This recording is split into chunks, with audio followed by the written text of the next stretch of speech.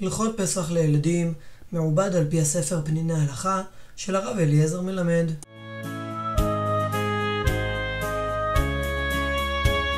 פרק י'.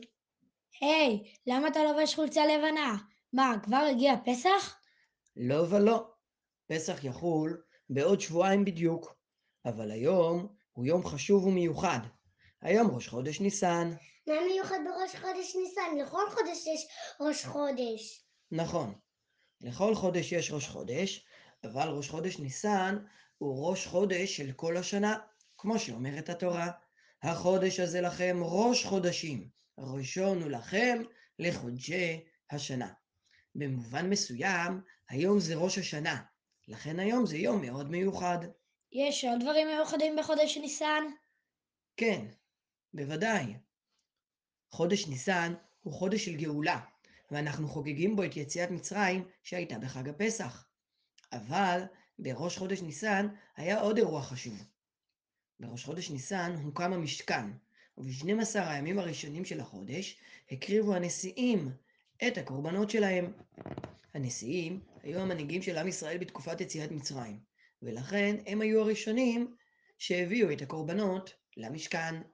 בכל יום נשיא של שבט אחר, וכך ב-12 הימים הראשונים של חודש ניסן.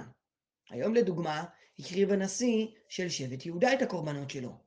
מחר הקריב הנשיא של שבט יששכר, ואחריו של שבט זבולון, וכך זה נמשך עד י"ב ניסן.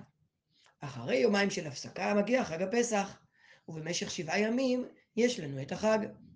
יוצא שכמעט כל הימים בחודש ניסן הם ימים מיוחדים, ולכן בבית הכנסת לא אומרים בחודש ניסן תחנון בכל חודש ניסן, כי אלו ימים שמחים. ומה עוד? בחודש ניסן אנחנו אומרים את ברכת האילנות. זוהי ברכה מיוחדת שמברכים אותה פעם אחת בשנה.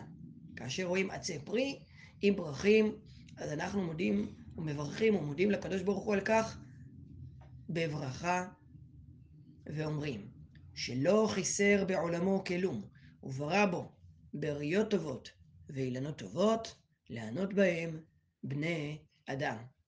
אז שיהיה לנו חודש טוב. חודש של בריאות ורפואה שלמה. אמן.